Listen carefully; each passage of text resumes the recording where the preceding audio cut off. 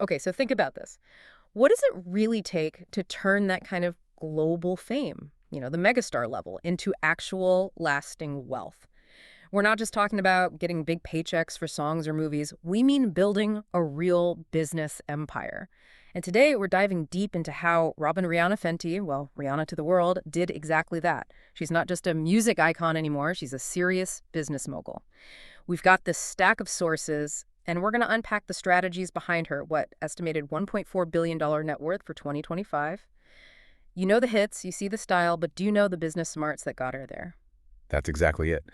Our mission here is to trace that journey. We're looking past the headlines, we'll dig into her big ventures, her ownership stakes, which are key, and some surprising facts about how she built this whole thing. We're really trying to find the why. Why has she been so incredibly successful in business? How does she consistently make these smart moves? All right, let's get into it. When you think Rihanna and business, Fenty Beauty just jumps out, right? But it wasn't just another celebrity makeup line hitting the shelves in 2017, was it? What made it such a game changer? Yeah, you nailed it. Fenty Beauty launched September 2017. And crucially, it was a partnership with LVMH's Kendo division. Kendo's like LVMH's beauty incubator, right? So that gave it serious backing and industry know-how right from the start. Yeah. But the revolution was its core idea, inclusivity, like radical inclusivity. Most brands back then, really limited shade ranges. They were basically ignoring huge chunks of the market. Yeah. Fenty Beauty comes out with 50 foundation shades. 50, right out of the gate. 50 shades. That's incredible. Exactly. It wasn't just adding more shades. It fundamentally shifted the conversation. It forced everyone else to play catch up. She basically said, hey, there's this massive underserved market here.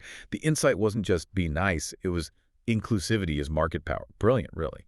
Okay, and this is where it gets really interesting, right? The numbers. Because they weren't just good. They were, mind-blowing. Can you give us a sense of the financial impact? What did Fenty Beauty actually do for her bottom line? Oh, absolutely. The market response was immediate and huge. In its first month, Fenty Beauty pulled in something like $72 million in sales. 72 million. In a month. Yeah, insane. And fast forward to 2024, the brand was valued at around $2.8 billion. Billion dollars with a B. So it's no exaggeration. Fenty Beauty is the main engine behind her becoming a billionaire. Reports suggest she owns about 50% of it. Wow, 50%. That direct ownership is huge. It's critical. And think about cosmetics as a business. They tend to have pretty durable cash flow, right? Consistent income. That's because margins can be strong, and they sell everywhere, direct online, mass market stores like drugstores and high-end department stores. That reach makes them stable, valuable assets, easier to value too. Okay, so Fenty Beauty was this massive disruptive success. But she didn't stop there, did she? She took that momentum and looked at another industry. What came next in the Fenty world, and what was the thinking behind it? Exactly right. She wasn't just going to do makeup. She looked around, saw lingerie was kind of similar, often catering to a narrow ideal. So May 2018, she launches Savage X Fenty. The idea was basically the same playbook. Bring that Fenty beauty, inclusivity, and body positivity to lingerie. It wasn't just about selling bras and underwear. It was about a feeling, celebrating all bodies, creating a community. So how did that translate into the business side? The market presence, her stake in it, what's the model there? Well, Savage X Fenty took off pretty quickly, too. It hit a $1 billion valuation back in 2021. And the model's interesting. They do these big, splashy runway shows. You probably saw them. They were on Amazon Prime. Huge visibility. Plus, they use a subscription, like a VIP membership model. That's smart because it builds loyalty and gives them recurring revenue, not just one-off sales. Ah, that subscription model is clever. Steady income stream. Definitely. And they raised a big chunk of funding, reportedly around $115 million. Rihanna's stake is significant, though not majority like beauty. It's usually reported around 28%. And then, building on all that, July 2020 comes Fenty Skin. Right, skincare. Makes sense. Yeah, another expansion, same core idea. Inclusive, works for everyone, clean formulas, simple routines. It tapped into that booming skincare market, again offering something accessible but high quality for diverse consumers. It fit perfectly with the other brands, and it's worth mentioning the Fenty fashion line she did with LVMH. That launched in 2019. Oh yeah, the high-end one. That one was actually put on hold in 2020. But that seems like it was a strategic call, right, to really focus resources on beauty, skin, and lingerie, the areas that were just exploding. The Fenty ecosystem overall kept thriving. It's amazing how she built these Fenty brands. But before all that, she was already doing some big collaborations, wasn't she? Using her star power in smart ways. What were some of those early partnerships that kind of laid the groundwork, showed she wasn't just a celebrity face? Oh, definitely. Her Puma deal from 2014 to 2018 was a big one. She wasn't just an ambassador, she was the creative director. She launched the Fenty X Puma collection, and it was huge. Puma themselves said she massively boosted sales, especially in women's footwear and clothes. So she was actually driving the business, not just lending her name. Exactly. It showed she had real creative input and commercial clout. I mean, Puma even brought the collaboration back in 2023, years later. That says a lot. And then there was Dior, starting in 2015. That was huge culturally, too. Right. She was the first black woman to be the face of Dior. A massive milestone. It really elevated her into that high fashion world, cemented her as a global style icon, beyond just pop music. And even before that, don't forget the celebrity fragrances like Rebel Fleur, Parlux distributed those. They did really well early on, reportedly tens of millions in sales in their best years. That gave her early experience with the consumer market, the power of her brand. So these weren't just simple endorsements then. She wasn't just showing up for a photo op and getting a check. Where do you think the shift happened?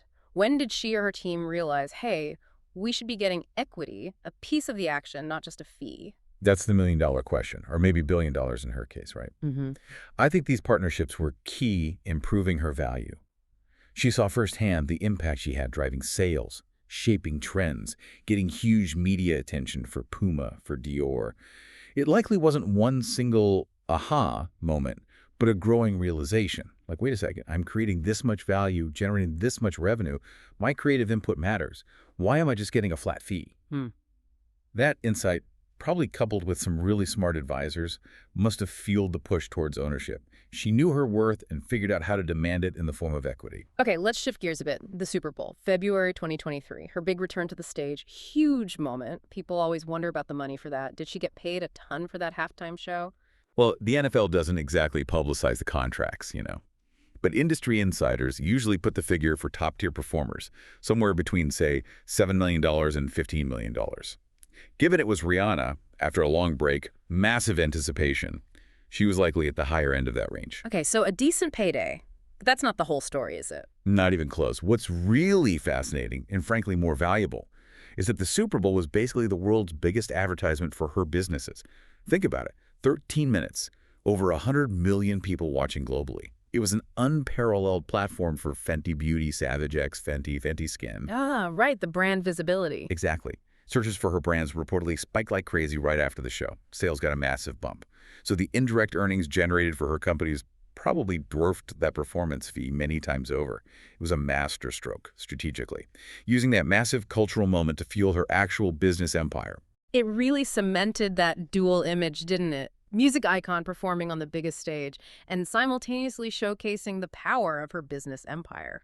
Genius, really. So we've looked at Fenty Beauty, Savage X, the collaborations, the Super Bowl bump. But if you had to boil it down, what's the core strategy that took Rihanna from just being a very wealthy, famous person to an actual self-made billionaire? What's the secret sauce? Okay, the absolute key takeaway, the core strategy, is equity ownership over endorsements. That's it. Yeah. Her non-music empire is basically the textbook example of how a celebrity can monetize their brand the right way for long-term wealth. She didn't just license her name out for a fee, which is what many celebrities do. She strategically chose to own significant pieces of the businesses built around her brand. Right, owning the actual company, not just getting paid by it. Precisely. Instead of just collecting checks, she was building assets. Assets that grow in value. We talked about the numbers. Roughly 50% of Fenty Beauty, reportedly around 28% of Savage X Fenty. That combination, significant ownership, plus her active creative control and influence. That's the formula that propelled her into the billionaire category. It's fundamentally different from just being a highly paid spokesperson. Now, pinning down her exact net worth is always a bit tricky, right? These are private companies. Yeah, how do they even figure that out? Well, valuations rely on things like press releases about funding rounds, any disclosed financials, and then analysis and modeling by places like Forbes. That's why you see estimates fluctuate, maybe $1.4 billion, maybe $1.7 billion, depending on who's estimating and when. And yeah, the beauty market has ups and downs. Economic pressures affect spending, but her brands keep actively marketing, launching new stuff. It shows they're resilient and still focused on growth. It's an actively managed empire. That distinction between ownership and endorsement is just huge. It really changes how you think about celebrity wealth, doesn't it? It's not just about being famous anymore. It's about making incredibly savvy business moves. So today we've really unpacked how Rihanna built this incredible empire. It wasn't just built on hit songs or fame. It was built on, well, strategic vision, seeing gaps others missed, understanding consumers, and crucially, demanding ownership. It really is a masterclass in turning that cultural influence into tangible, lasting business success. She proved an artist can be a powerhouse entrepreneur. Absolutely. And it kind of leaves you with a question, doesn't it? As you look around at other celebrities launching brands, how many are following Rihanna's model, focusing on that equity, that ownership versus just taking the endorsement check? It really makes you think about what business mogul even means today. Is it just about influence, or is it about building and owning something substantial, something lasting, something to chew on for sure?